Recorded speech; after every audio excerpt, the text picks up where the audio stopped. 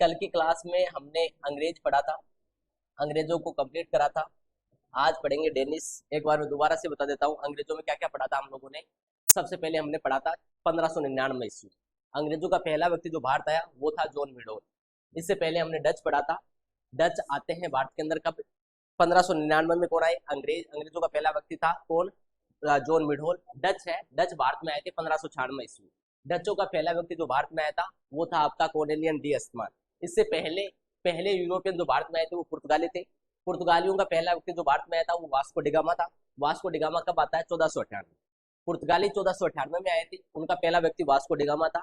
Dutch Bharat के अंदर 1596 ईस्वी में आते हैं, उनका जो पहला व्यक्ति था कॉर्नेलियन डी अस्मान था। अंग्रेज भारत के अंदर 1599 ईस्वी में आते हैं, उनका जो पहला व्यक्ति था जॉन मेडोल था। 1599 में अंग्रेज आए थे भारत के अंदर। 31 दिसंबर 1600 ईस्वी को अंग्रेजी ईस्ट इंडिया कंपनी की स्थापना होती है। ये कैसी कंपनी थी? एक प्राइवेट कंपनी थी। कितने पार्टनर थे? 217 शेयर होल्डर्स थे। 217 लोगों ने मिलकर एक प्राइवेट कंपनी की स्थापना की थी। शुरू के अंदर उनकी जो रानी एलिजाबेथ फर्स्ट ने भारत के अंदर व्यापार करने के लिए इन्हें कितने साल की परमिशन दी? तो हमने देखा था 15 साल की परमिशन दी। फिर कालांतर में बढ़ाकर कितना कर दिया गया? 20 साल कर दिया गया। फिर ये अपने राजा जेम्स के द्वारा इनको भारत के अंदर व्यापार करने के लिए कितने, क्या होता है, राजा जेम्स के द्वारा भारत के अंदर जो मुगल बादशाह जहांगीर के दरबार में 2 राजदूत भेजे जाते हैं। पहला आता कैप्टन हॉकिंस 1608 से लेकर 1611। दूसरा आया था सर थॉमस रो 1615 से लेकर 1616। और 10 जनवरी 1616 को इन दोनों के बीच में क्या हो गया था? एग्रीमेंट हो गया था। यहाँ से भारत के अंदर अंग्रेजी कंपनियां लगनी स्टार्ट होगी, फैक्ट्रियां लगनी स्टार्ट होगी। इसके बाद में अंग्रेजों ने भारत के अंदर पहली फैक्ट्री कब लगाई आपसे पूछे तो हमने देखा था 1608। अंग्रेजों के द्वारा भारत के अंदर जो पहली फैक्ट्री लगाई जाती है वो 1608 में लगाई जाती है। कहाँ पे लगाई जाती है? तो हमने बात करी थी सूरत के अंदर। सूरत के अंदर अंग्रेजों ने पहली फैक्ट्री लगाई थी, जिसका संस्थापक कौन था? Henry Middleton. सूरत वाली फैक्ट्री का संस्थापक हेनरी मिडल्टन था। लेकिन ये फैक्ट्री क्या करनी पड़ गई? बंद करनी पड़ गई। क्यों करनी पड़ गई? क्योंकि सूरत के व्यापारियों ने इसका विरोध किया था। किसके उकसाने पर? पुर्तगालियों के उकसाने पर। उसके बाद में इन्होंने वापस पहली फैक्ट्री लगाई। वो कब लगाई? 1611। कहाँ पे लगाते हैं? पूर्वी तट मसूलीपट्टनम। यहाँ पर सबसे पहले फैक्ट्री किसने लगाई थी? 1605 में डचों ने लगाई थी। 1605 में आपका पूर्वी तट मसूलीपट्टनम में डच लगाते हैं। 1611 में कौन लगाते हैं? तो अंग्रेज लगाते हैं। इसीलिए इन दोनों के बीच में एक युद्ध होता है, जिसको हमने 1759 में देखा था। कौन सा युद्ध हुआ था? वेदरा हुगली का युद्ध। इसके अंदर डचों की हार हो गई और भारत छोड़ के चले जाते हैं। और भारत के अंदर शासन कौन करेंगे? अंग्रेज करेंगे। अंग्रेजों ने पहली फैक्ट्री 1608 सूरत में लगाई। वापस पहली फैक्ट्री अंग्रेजों ने कहाँ पे लगाई? तो हम बताएंगे पूर्वी तट मसूलीपट्टनम में लगाई। ठीक है। उसके बाद में इन्होंने 1932 के अंदर गोलकंडा का सुल्तान ने सुनहरा फरमान जारी किया, जिसके तहत बोला गया था 500 पगोड़ा। पगोड़ा का मतलब होता है सिक्के। ठीक है। इसके तहत भारत के अंदर आप क्या कर सकते हो? कंपनी लगा सकते हो। इन्होंने 1633 के अंदर हरियर उड़ीसा के अंदर फैक्ट्री लगाई। उसके बाद में 1639 में इनको पता चला एक गांव की जमीन बिक रही है। गांव का नाम था चेन्नई। अंग्रेजों से बोला नहीं गया, उसका नाम बदलकर इन्होंने क्या कर दिया? मद्रास कर दिया। और मद्रास के अंदर क्या लगाते हैं? फैक्ट्री लगाते हैं। इसका संस्थापक था मद्रास वाली फैक्ट्री का फ्रांसिस डे। और यहीं पे अंग्रेजों ने पहला क्या बनाया? किला बनाया। फोर्ट बनाया। किले का नाम था फोर्ट सेंट जॉर्ज। एग्जाम में क्वेश्चन आता है फोर्ट सेंट जॉर्ज कहाँ पे? तो हम बताएंगे मद्रास के अंदर है। फोर्ट सेंट जॉर्ज कहाँ पे है? मद्रास के अंदर है। ठीक है। अंग्रेजों का पहला किला कहाँ पे बनाया गया था? मद्रास के अंदर बनाया गया था। उसके बाद में 1661 ईस्वी के अंदर पुर्तगाली राजकुमारी कैथरीन बर्गेजा की शादी अंग्रेज राजकुमार चार्ल्स के साथ में हुई। और इनको क्या मिलता है? बॉम्बे दहेज में मिलता है। बॉम्बे दहेज में कब मिला अंग्रेजों को? 1661 में। और इसके तहत उन्होंने 1668 के अंदर बॉम्बे के अंदर फैक्ट्री लगा ली थी। बॉम्बे का जो संस्थापक है उसका नाम था गेराल्ड अंगियार। और कैसे लगाई थी? किराए के ऊपर लगाई थी। किराया कितना था? 10 पौंड। पौंड क्या है? तो पौंड किसकी करेंसी है? ब्रिटेन की मुद्रा का नाम है पौंड। उसके बाद में हमने आगे देखा था 1698 ईस्वी में कालीकट्टा, सुल्तानाती और गोविंदपुर 3 गांवों की जमीन बिक रही थी। अंग्रेजों ने ये तीनों गांव खरीदे और इसके तहत कालीकट्टा, जिसको वर्तमान में अपन कोलकाता बोलते हैं, वहां पे फैक्ट्री लगा लेते हैं। कब लगा लेते हैं? 1698 ईस्वी के अंदर। और इसका संस्थापक था कौन? जॉब चोरनॉक। जॉब चोरनॉक है। और यहाँ पे अंग्रेज दूसरा किला बनाते हैं। किले का नाम था फोर्ट विलियम। अब अगर आपसे पूछे कलकत्ता का पहला गवर्नर कौन था?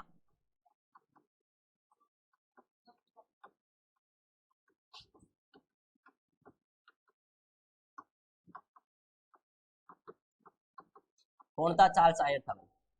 उसके बाद में हमने आगे देखा था अंग्रेजों के अंदर 1717 के अंदर भारत का मुगल बादशाह फर्रुख सेन और अंग्रेजों के बीच में एक एग्रीमेंट होता है, जिसको बोलते हैं हम रियायतें। अंग्रेजों के द्वारा, मुगल बादशाह के द्वारा अंग्रेजों को खूब सारी छूट दी जाती है।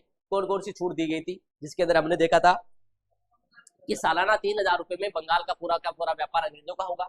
सालाना 10,000 रुपए में अंग्रेजों का सूरत का जो बंदरगाह का व्यापार अंग्रेजों का होगा, कलकत्ता के आसपास वो भी खरीद सकते हैं, और बॉम्बे टकसाल के अंग्रेजों के खुद के सिक्के स्टार्ट हो सकते हैं।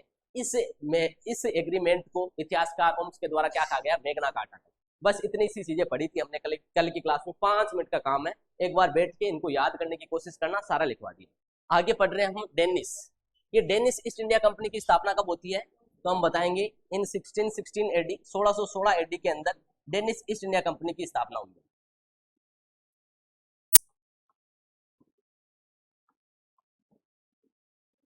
हाँ जी, किसका? हाँ, वो तो कंपनी का वहां पे फैक्ट्री लगा रही है, उसका गवर्नर तो अलग होगा ना, अभी गवर्नर चलेंगे, ये पहले कलकत्ता, फिर बंगाल के गवर्नर बनेंगे, फिर बंगाल के गवर्नर जनरल बनेंगे, फिर भारत के गवर्नर जनरल बनेंगे। वो ये पहला कलकत्ता का गवर्नर था चार्ल्स आई। फैक्ट्री का संस्थापक का तो मतलब हो गया जहाँ पे फैक्ट्री लगाई, बनाई किसने थी, वो होता है। 1616 ईस्वी में डेनिस ईस्ट इंडिया कंपनी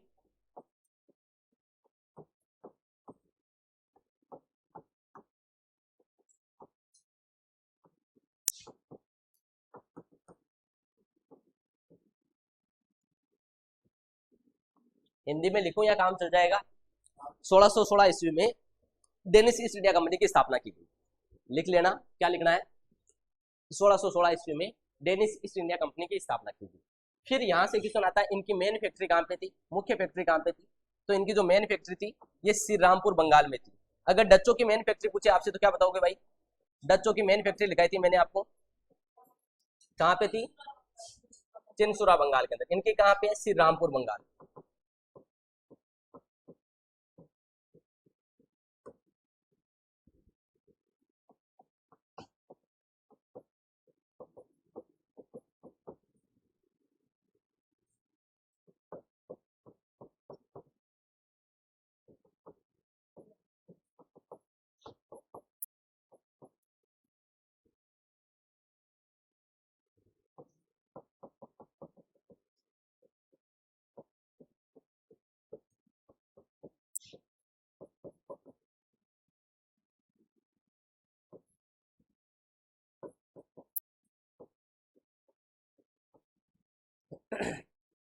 1853 में ये अपना सारा व्यापार किसको, अंग्रेजों को बेच बाच के कहाँ चले जाते हैं, डेनमार्क चले जाते हैं, और वहां पे क्या करेंगे, अपना व्यापार करेंगे। ठीक है, किसका व्यापार करते थे ये, डेयरी उद्योग, दूध का धंधा करेंगे। लिख लिया, लिख लिया, क्या आंख के दिखा रहे हो आप लोग, डेनिस 1616 ईस्वी में डेनिस ईस्ट इंडिया कंपनी की स्थापना हुई। मुख्य फैक्ट्री, मेन का मतलब है मुख्य फैक्ट्री इनकी कहाँ पे, श्री रामपुर बंगाल के अंदर।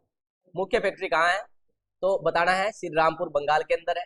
अब श्री रामपुर को तो हिंदी में लिख लोगे या ये भी हिंदी में लिखूं, श्री राम नहीं लिखा जाएगा तुझे, ये बंगाल में नहीं लिखा जाएगा। नीचे वाली लाइन बोलती है 1853 ईस्वी में इन्होंने अपना सारा व्यापार अंग्रेजों को बेच के कहाँ चले गए, डेनमार्क चले गए। 1853 में इन्होंने अपना सारा व्यापार अंग्रेजों को बेच के डेनमार्क चले गए। कौन चले गए, तो डेनिस चले गए। क्लियर है, ये छोटा सा डेनिस था अपना। दो चीजें याद रखनी है, डेनिस भारत में कब आते हैं, 1616 ईस्वी में, हाँ 1853 ईस्वी में ये अपना सारा व्यापार बेच के डेनमार्क चले गए। 1853 ईस्वी में ये अपना सारा व्यापार बेच के कहाँ चले गए भाई, डेनमार्क चले गए। चले आगे। अब अगला है बच्चों, ये डेनिस हो गया, 4th नंबर की जो भारत के अंदर कंपनी आई थी वो डेनमार्क डेनिस थी।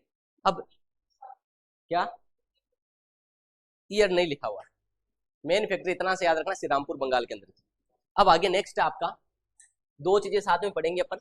वैसे देखा जाए तो अपना सीक्वेंस में फ्रेंच है, ठीक है, एक छोटा सा टॉपिक इसके साथ में और पढ़ लेते हैं, वैसे तो तुम्हारे दिया हुआ नहीं है लेकिन पढ़ लेते हैं थोड़ा सा। फ्रेंच रिवोल्यूशन,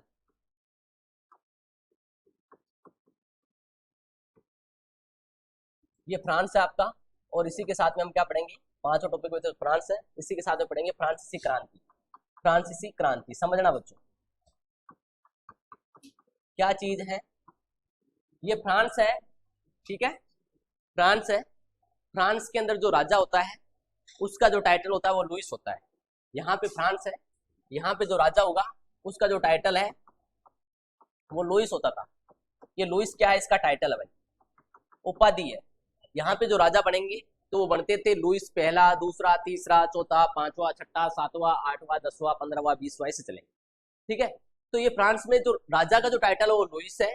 इसकी जो डायनेस्टी थी राजा की, डायनेस्टी का मतलब समझते हो, वंश। राजा का जो वंश था, एक बिस्किट आता है आपका, कौन सा बिस्किट आता है, बर्बन आता है क्या, बर्बन नाम का कोई बिस्किट, ये इनकी डायनेस्टी थी बेटा। ठीक है, अब समझना एक बार, फ्रांसीसियों की बात कर रहे हैं। भारत के अंदर फ्रांसीसी कब आते हैं, भारत के अंदर फ्रांसीसी कब आते हैं, फ्रांसीसी क्रांति कब होती है। दो चीजें याद रखनी है, यहाँ पे जो राजा है उसका जो टाइटल है, उपाधि है, वो तो लुइस है। कोई राजा बनेगा तो लुइस पहला, दूसरा, तीसरा, चौथा ऐसे चलते हैं। ठीक है, इनका जो वंश है वो बर्बन डायनेस्टी से थे, वंश का नाम है बर्बन। ठीक है, अब यहाँ पे जो फ्रांसीसी भारत के अंदर आए थे, फ्रांसीसी ईस्ट इंडिया कंपनी, ये भारत के अंदर आते हैं, तो ये आए थे 1664 ईस्वी में। भारत में कब आते हैं, 1664 ईस्वी में आए थे फ्रांसीसी। ठीक है, फ्रांसीसी क्रांति, आपसे सिंपल सा पूछा क्वेश्चन आएगा कि फ्रेंच रिवॉल्यूशन कब हुआ, तो हमें पता होना चाहिए 14 जुलाई 1789 को होता है। कब होता है, 14 जुलाई 1789 को क्या हुआ था, फ्रांसीसी क्रांति होती है। ठीक है, अब दोनों चीजें समझेंगे, क्यों क्रांति हो रही है, भारत के अंदर फ्रांसीसी क्यों आ रहे। तो भारत के अंदर फ्रांसीसी आए थे। ठीक है, ये राजा है, राजा का एक फाइनेंस मिनिस्टर, फाइनेंस मिनिस्टर का मतलब समझते हो, वित्त मंत्री, इसका एक वित्त मंत्री था कोलबर्ट, उसने भारत के अंदर फ्रेंच ईस्ट इंडिया कंपनी की स्थापना करी। फ्रेंच ईस्ट इंडिया कंपनी की स्थापना कौन करता है, बताएंगे, 1664 ईस्वी में फ्रांसीसी राजा का फाइनेंस मिनिस्टर, वित्त मंत्री कोलबर्ट ने फ्रांसीसी ईस्ट इंडिया कंपनी की स्थापना करी। कब करी, 1664 में। जब भारत के अंदर ये आए थे, कौन, फ्रेंच ईस्ट इंडिया कंपनी आती है, तो इस टाइम पर इनका जो राजा था वो था लुई 14 था भाई। जब भारत के अंदर फ्रांसीसी आते हैं उस टाइम पर इनका राजा कौन था, लुई 14 नंबर का था। जब फ्रांस के अंदर क्रांति होती है उस टाइम पर इनका जो राजा था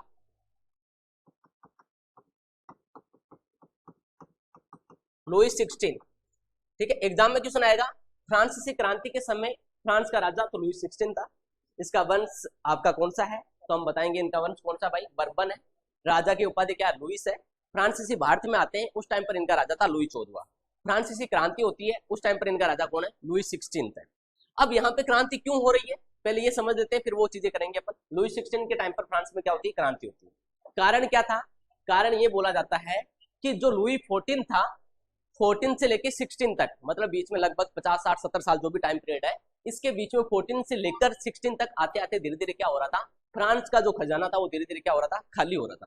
फ्रांस का जो खजाना था वो धीरे धीरे हो रहा था खाली। उसके बाद में क्या होता है, खजाना हो रहा था खाली।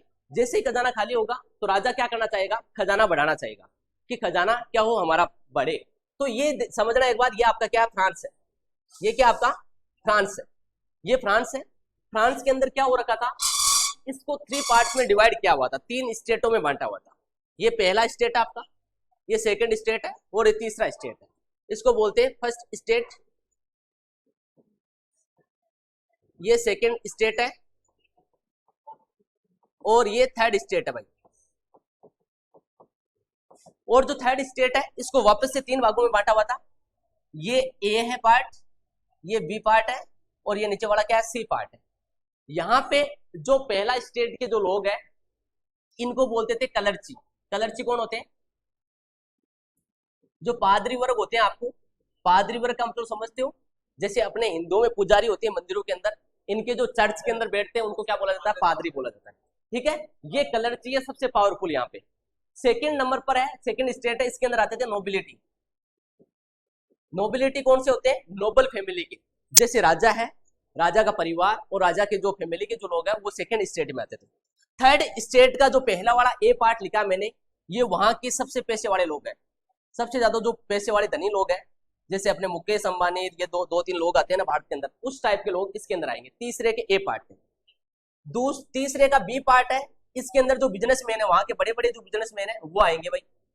तीसरे का सी पार्ट है, इसके अंदर बेहद गरीब लोग हैं, जिनके पास में खाने के लिए कुछ नहीं है, जिनके पास में खुद की जमीन नहीं है, भिखारी टाइप के जो लोग हैं वो किसके अंदर आएंगे, इस तीसरे के अंदर आएंगे। ठीक है, क्लियर, ये समझ में आया।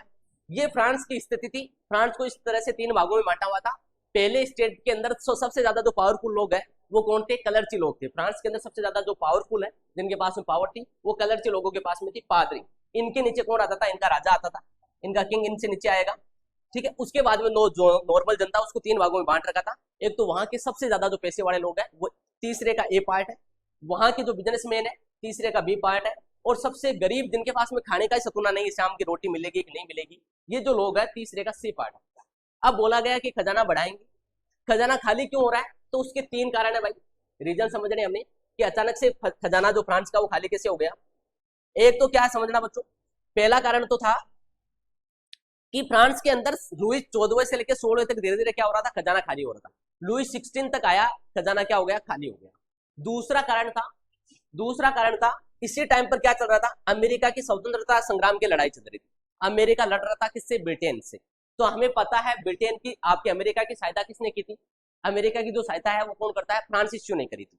लगभग 13 कॉलोनियों को आजाद कराया था फ्रांसिसियो ने, और उसी के बीच में उनको क्या दिया गया था, एक प्रतीक भी दिया गया था, उसको क्या बोलते हैं, कोई बता सकता है क्या मुझे, स्टेच्यू ऑफ क्या बोलते हैं, फ्रेंडशिप क्या बोलते हैं उसको, हाँ, स्टेच्यू ऑफ लिबर्टी। ठीक है, ये किसके द्वारा, फ्रांसिसियो के द्वारा अमेरिका को भेंट की गई थी, दोस्ती का प्रतीक है, दोस्ती का प्रतीक है। उसके बाद में क्या होता है, पहला रीजन है लुई 14वें से लेके 16 तक आते आते फ्रांस में क्या हो रहा है, खजाना धीरे धीरे खाली हो रहा था।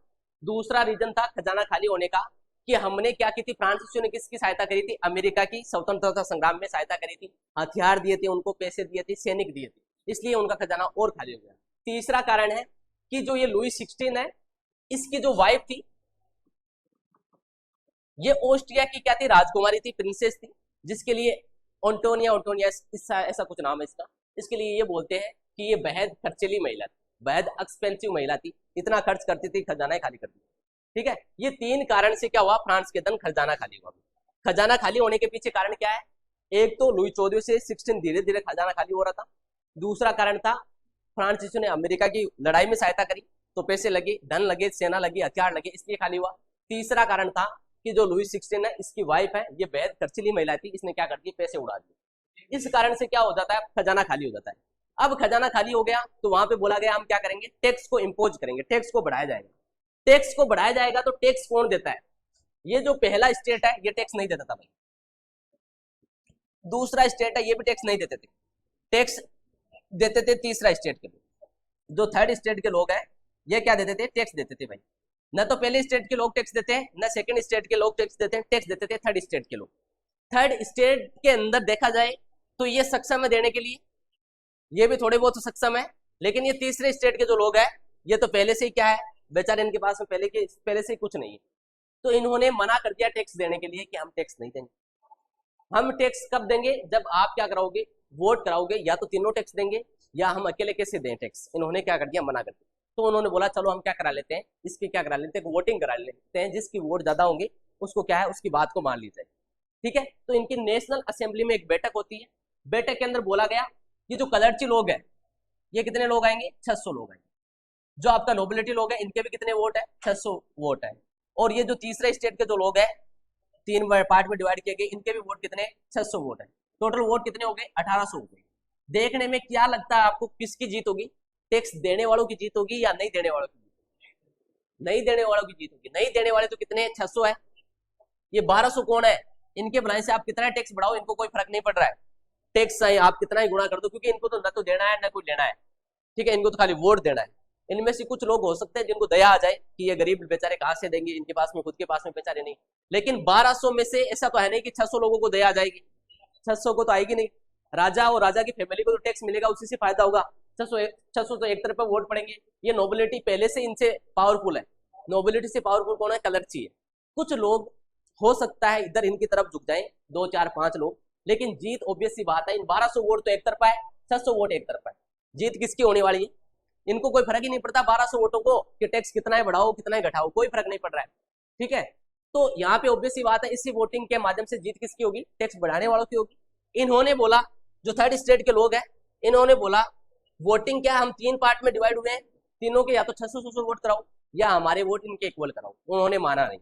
वो ये क्या करते हैं, नेशनल असेंबली की जो बैठक थी इसके अंदर बोलते हैं पहली बार, पहला ऐसा देश है जिसके अंदर महिलाओं ने क्रांति के अंदर भाग लिया था। एग्जाम में क्वेश्चन आता है कि पहले ऐसी क्रांति कौन सी थी विश्व के अंदर, फर्स्ट आपका रिवोल्ट या रेवोल्यूशन जिसके अंदर किसने भाग लिया था, महिलाओं ने भाग लिया था, फ्रांसीसी क्रांति।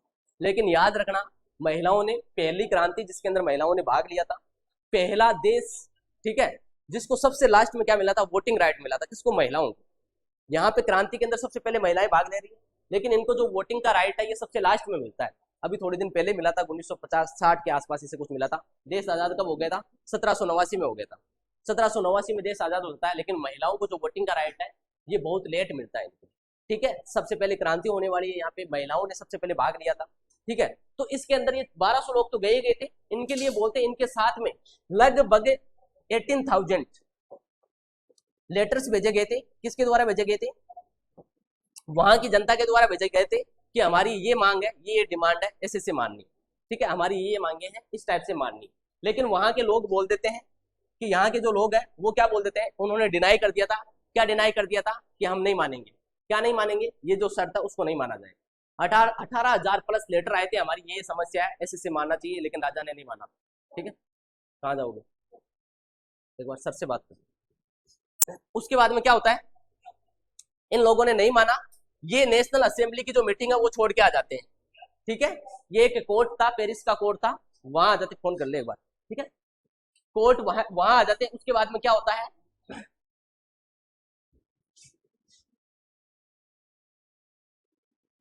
उस कोर्ट के अंदर आ जाते हैं और वहां से किसकी शुरुआत कर देते हैं? क्रांति की शुरुआत कर देते हैं। अब जैसे ही क्रांति की शुरुआत होती है, वहां पे क्या होता है, यहाँ पे क्या होता है, अचानक से बोलते हैं कि जो ये राजा है, यहाँ का जो राजा था, अचानक से वो लोग देखते हैं कि क्या करा रहे हैं। अचानक से वहां पे आर्मी की जो आर्मी थी उसके अंदर हलचल हो रही थी, तेज हो रही थी। राजा की आर्मी को, सैनिकों को बुलाया जा रहा था, भगाया जा रहा था। तो उन्होंने पूछा लोगों से कि ये क्यों कर रहे हैं? तो किसी ने अफवाह फैला दी, ये अपने आर्मी को क्यों फैला रहा है कि यहाँ की जनता को मराना चाह रहा है, यहाँ के लोग हैं उनको मराना चाह रहा है। तो लोगों को लगा ये हमें मराना चाह रहा है, इससे पहले हम किसके ऊपर अटैक करते हैं? राजा के ऊपर अटैक कर देते हैं। ठीक है, पता चला कि राजा है, राजा के पास हथियार कहाँ रहते हैं? तो पता चला एक जेल है इनकी।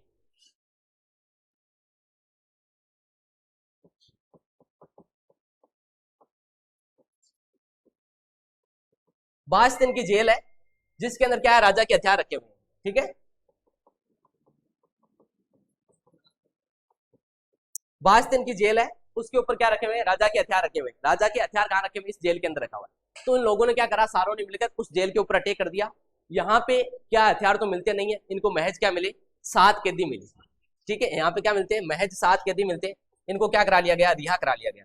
7 कैदियों को रिहा करवा लिया जाता है और यहीं से फ्रांस के अंदर क्रांति की शुरुआत हो जाती है। 22 दिन की जेल कहाँ पे? पेरिस के अंदर। क्लियर है? ये बातें समझ में आई आपको? अब आगे अपना इंपॉर्टेंट क्वेश्चन क्या बनता है, एक क्वेश्चन तो मैंने आपको पॉलिटी के अंदर भी लिखवाया था अभी, ये सबसे इंपॉर्टेंट क्वेश्चन बनता है कि हमने स्वतंत्रता, बंधुत्व और एकता का नारा कहां से लिया? स्वतंत्रता, बंधुत्व और एकता का नारा हमने कहां से लिया था? फ्रांसीसी क्रांति से लिया था। एक चीज तो ये याद रखनी आप अपने एग्जाम के पॉइंट ऑफ व्यू से, जो डेट क्वेश्चन बनेगा, स्वतंत्रता, बंधुत्व और एकता का नारा हमने कहां से लिया था? फ्रांसीसी क्रांति से लिया था। फ्रांस में क्रांति कब होती है? 14 जुलाई 1789 को होती है। क्यों होती है? कहानी याद रहे तो ठीक है, नहीं रहे तो कोई बात नहीं। दूसरा क्वेश्चन बनता है, यहाँ पे कुछ आपके सोशल रिफॉर्मर्स थे, जिनके अंदर एक है मोंटेस्क्यू। इसने सबसे पहले बोला था कि पावर्स का क्या होना चाहिए? सेपरेशन होना चाहिए। पावर्स है, जो पावर है वो एक व्यक्ति के पास में नहीं रहनी चाहिए, पावर है अलग अलग व्यक्तियों के पास में रहनी चाहिए। तो इसने सबसे पहले क्या किया था? पावर को 3 पार्ट में डिवाइड किया था। एक क्या होगी आपकी? एग्जीक्यूटिव होगी, एक क्या होगी? लेजिस्लेचर होगा, एक क्या होगा? जुडिशरी होगा। ये भी आपका इंडिया के अपनी कॉन्स्टिट्यूशन के अंदर अभी भी 3 है अपने, एग्जीक्यूटिव है, ठीक है, जुडिशरी है, और क्या है आपका? लेजिस्लेचर है। ये भी हमने कहां से लिया था? फ्रांसीसी क्रांति से। क्लियर है? न्यायपालिका अलग होनी चाहिए, विधायिका अलग होनी चाहिए, और क्या होनी चाहिए आपकी?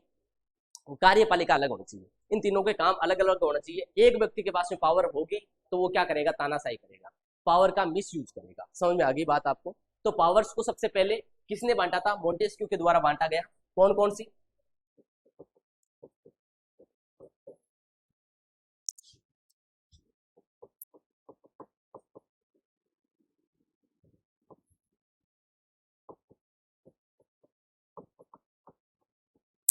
जुडिशरी। ठीक है, वर्तमान के अंदर अपनी इसी के ऊपर चलता है। उसके बाद में एक व्यक्ति और है जिसका नाम है रूसो। कई बार इसकी बुक पूछी जाती है कि रूसो की बुक का नाम बताइए। इसकी पुस्तक का नाम याद रखना अपने को, सोशल कॉन्टेस्ट, सोशल। ये 3 बातें याद रखनी है आपको। रूसो की बुक का नाम एग्जाम में पूछे तो सोशल कॉन्टेस्ट बताना है। सबसे पहले पावर्स को किसने डिवाइड किया था? तो हम बताएंगे किसने किया था? मोंटेस्क्यू ने। 3 पावर एक व्यक्ति के पास में नहीं रहेगी, अलग अलग व्यक्तियों के पास में रहेगी। ठीक है, एग्जीक्यूटिव अलग होगी, लेजिस्लेचर अलग होगा, जुडिशरी अलग होगा।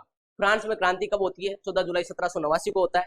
पहला ऐसा देश जहां पे महिलाओं ने क्या किया था, क्रांति में हिस्सा लिया था, फ्रांसीसी क्रांति है।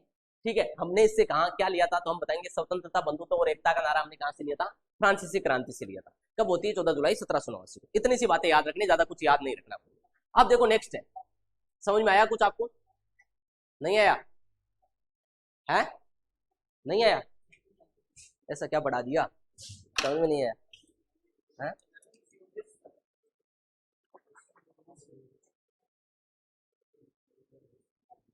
दोबारा सुनो, हम बात करें फ्रांस की, हम बात करें फ्रांस की। फ्रांस के अंदर क्या है, फ्रांस है, यहाँ पे राजा है, राजा की जो उपाधि है, उपाधि का नाम है लुइस, राजा की जो उपाधि है वो लुइस है। ये कौन से वंश से आता है, बर्बन वंश से आता है। जैसे लुई पहला, दूसरा, तीसरा, चौथा, पांचवा, छठा, ऐसे चले। ठीक है, जो लुई यहाँ पे भारत के अंदर फ्रांस से आए थे, कब आए थे, 1664 के अंदर। उस टाइम पर इनका राजा था लुई 14वां। जब फ्रांस के अंदर क्रांति होती है, कब होती है, 14 जुलाई 1789। एग्जाम में या तो क्वेश्चन आएगा कि फ्रांस में क्रांति कब हुई, फ्रेंच रिवोल्यूशन कब होता है, तो हम बताएंगे 14 जुलाई 1789। क्या हुआ था, तो मैंने बताया था कि इन्होंने किसके ऊपर अटैक किया था, बास्तिन की प्रिजम पे अटैक किया था। यहाँ से क्या मिलते हैं इनको, 7 कैदी मिलते हैं, हथियार वगैरह कुछ नहीं मिलते, उनको रिहा करवाया था। ठीक है, फ्रांस में क्रांति होती है 14 जुलाई 1789। राजा कौन था, लुई 16वां था। फिर हमने देखा था कि क्यों क्यों हुई थी फ्रांस के अंदर क्रांति, इसके पीछे रीजन क्या था। तो हमें पता चला कि फ्रांस का जो खजाना है वो खाली हो गया। राजा क्या करना चाह रहा है, खजाना, खजाना है जो टैक्स है वो बढ़ाना चाह रहा है, खजाना बढ़ने के लिए। तो खजाना खाली क्यों हो गया, उसके 3 कारण देखे थे हमने। पहला कारण देखा था कि यहाँ पे क्या है, लुई 14वें से लेकर 16वें तक धीरे धीरे क्या हो रहा था, खजाना खाली हो रहा था।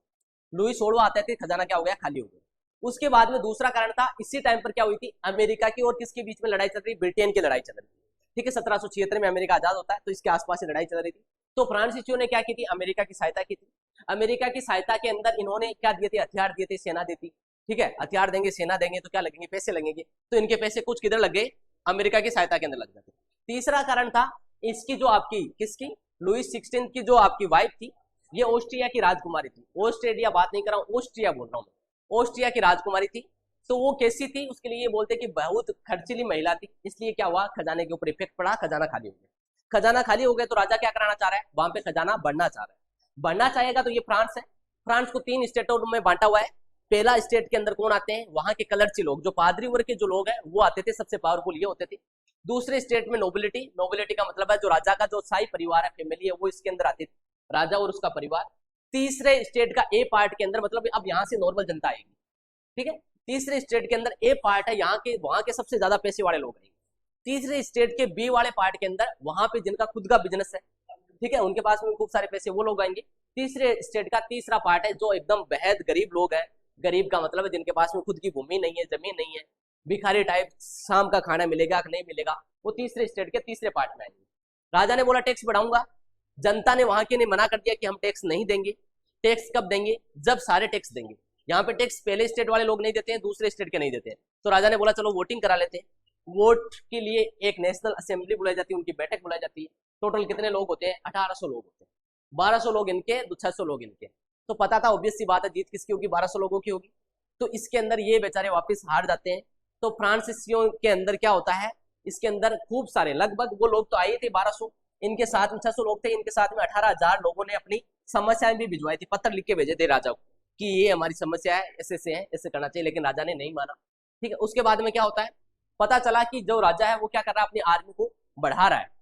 लोगों को पता चला क्यों बढ़ा रहा है, तो अफवाह फैल गई वहां पे कि किस लिए बढ़ा रहा है, ये क्या करना चाह रहा है, जनता को मराना चाह रहा है। जनता ने सोचा हमें मराने से पहले हम ही क्या कर देते, राजा को मार देते, अटैक कर देते।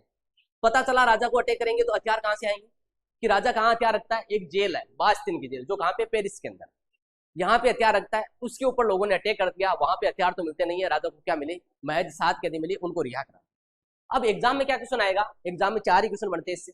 फ्रांसीसी क्रांति कब हुई, 14 जुलाई 1789 को हुई थी। ठीक है, हमने स्वतंत्रता, बंधुत्व और एकता का नारा कहां से लिया था, फ्रांसीसी क्रांति से लिया था। रूसो की बुक का नाम क्या है, सोशल कॉन्टेस्ट है। मोंटेस्क्यू ने सबसे पहले पावर्स का क्या किया था, सेपरेशन किया था, विभाजन किया था। विधायिका होगी आपकी, कार्यपालिका होगी और न्यायपालिका होगी, जो अपन कहाँ पढ़ते हैं, पॉलिटी के अंदर पढ़े। बस ये बातें, और तो कुछ करा नहीं हमने, हो गया। अब नेक्स्ट था अपना फ्रांसीसी भाई। अब अपना टॉपिक तो ये चल रहा है बेसिक, तो इसको देखो। ये जो फ्रांसीसी है, ये भारत के अंदर आई थी 1664 के अंदर। फ्रांसीसी ईस्ट इंडिया कंपनी की स्थापना कब होती है? 1664 ईस्वी में होती है। किसके द्वारा की जाती है? तो हम बताएंगे लुई लुई 14 का फाइनेंस मिनिस्टर, लुइस जो 14 है उसके फाइनेंस मिनिस्टर ने क्या की? फ्रेंच ईस्ट इंडिया कंपनी की स्थापना की। कब की? 1664 एडी के अंदर करी। फ्रांसीसी ईस्ट इंडिया कंपनी की स्थापना कब होती है? 1664 एडी के अंदर होगी, 1664 ईस्वी में होगी। किसके द्वारा होगी? लुई 14 के वित्त मंत्री कोलबर्ट के द्वारा होगी। इन्होंने देखा हम तो क्या हो गए, बहुत पीछे हो गए, हमसे पहले भारत के अंदर कौन आ गए थे? हमसे पहले पुर्तगाली आ गए थे, डच आ गए थे, अंग्रेज आ गए थे, डेनिस आ गए थे। भारत के अंदर जो पैसा पासा धन दौलत था वो तो लूट के ले गई, हम रह गए पीछे। ठीक है, तो इन्होंने सोचा कि इन 500 में से सबसे सफल कौन है, सक्सेस कौन है, पता लगा ब्रिटिशर से। तो हम भी क्या करेंगे, जहां जहां पे ब्रिटिशर सेट है वहां वहां पे हम सेट होंगे। अगर आपको ब्रिटिशर्स याद हो गया तो फ्रेंच अपने आप याद हो जाएगा। ब्रिटिशर्स ने पहली फैक्ट्री कहां पे लगाई थी? यही वहीं पे ये क्या लगाएंगे? पहली फैक्ट्री लगाएंगे। ब्रिटिशर्स ने पहली फैक्ट्री कहां पे लगाई थी भाई? नहीं पता? अरे ब्रिटिशर्स ने पहली फैक्ट्री कहां लगाई? अभी तो बताया था, आज भी बताया था, कल भी बताया। हाँ कहां लगाई मैं ये पूछ रहा हूँ, जगह पूछ रहा हूँ मैं आपसे। सूरत के अंदर लगाई थी 1608 के अंदर। पता नहीं क्या खाते हो। ये क्या करेंगे, वहीं पे ये लगाएंगे। कब लगाएंगे? 1668 के अंदर। ये कहां लगा देंगे? सूरत के अंदर, जहां पे ब्रिटिशर्स ने पहली फैक्ट्री लगाई। डिक्टो ब्रिटिशर्स को फॉलो करेंगे, वहां वहां पे जाएंगे। 1664 के अंदर फ्रेंच ईस्ट इंडिया कंपनी की स्थापना होती है। हाँ 1664 ईस्वी में फ्रेंच ईस्ट इंडिया कंपनी की स्थापना होती है। कौन करता है? तो फ्रांसीसी राजा लुई 14 के वित्त मंत्री कोलबर्ट ने स्थापना करी थी। ये थोड़ा सा क्या बंद बंद करना नहीं आता मुझे। सबसे बड़ी समस्या ये है। उसके बाद में क्या होता है? डिक्टो फॉलो करेंगे ब्रिटिशर्स को। पहली फैक्ट्री कहां पे लगाएंगे? जहां पे अंग्रेजों ने लगाई थी। कहां पे लगाई थी? सूरत के अंदर। कब लगाएंगे? 1668 में। फिर अंग्रेजों ने दूसरी फैक्ट्री कहां लगाई थी भाई? इसका संस्थापक पूछे आपको तो इसका संस्थापक बता देंगे अपन,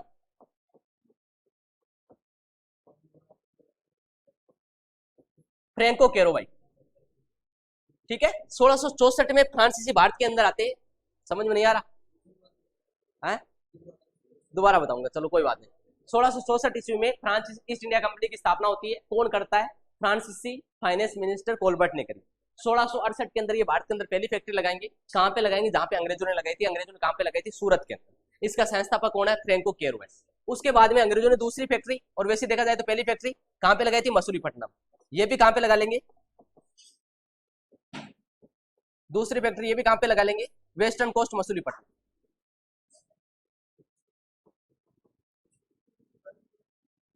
फिर लोगों ने बोला, उन्होंने फैक्ट्री नहीं लगाई थी, क्या किया था? भारत के अंदर किले भी बनाए थे। तो ये बोले हम भी किले बना देंगे, फोर्ट बनाए थे। ये क्या करेंगे? 1673 के अंदर फोर्ट क्या बना देंगे? फोर्ट लुई बना देंगे भाई। और ये कहां पे बना देंगे? पुंदुचेरी के अंदर। ये कहां बना देंगे? पुंदुचेरी के अंदर।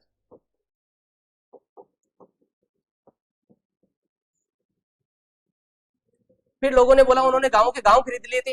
ये भी क्या करते हैं? 1773 के अंदर क्या कर लेते हैं? पुंदुचेरी के आसपास की जमीन खरीद ली। क्लियर है? बस इतना सा याद रखना है। ठीक है, दोबारा बताऊं? चलो तुम्हें समझ में नहीं आया होगा, हिंदी मीडियम वालों को दिक्कत आ रही थोड़ी सी। दोबारा से सुन लो, मैं दोबारा से बता देता हूँ। इंग्लिश मीडियम वाले तो सो रहे हैं, हिंदी मीडियम वालों को दिक्कत आ रही है, अब करें क्या?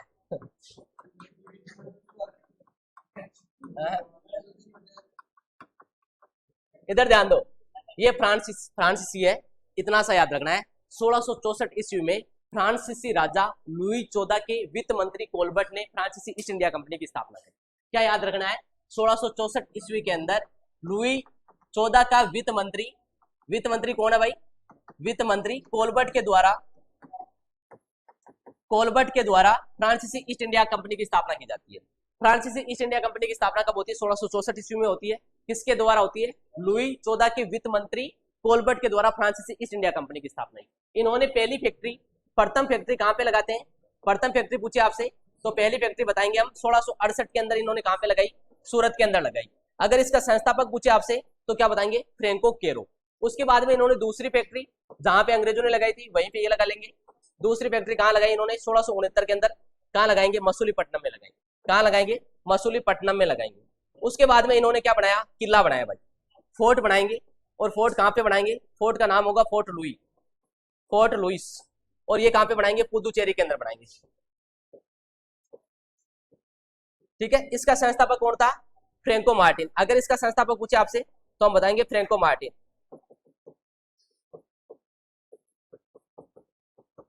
उसके बाद में इन्होंने क्या कर लिया, पुंडुचेरी नामक पुंडुचेरी वगैरह गांव खरीदे 1673 और वहीं पे 1760 तक वहीं पे क्या करेंगे, ये शासन करेंगे। इतना सा है, क्लियर है।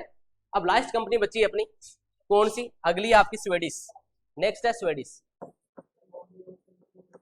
स्वीडिश बॉडी वॉश का युद्ध आगे होगा भाई, आगे होगा, आगे अभी नहीं हुआ।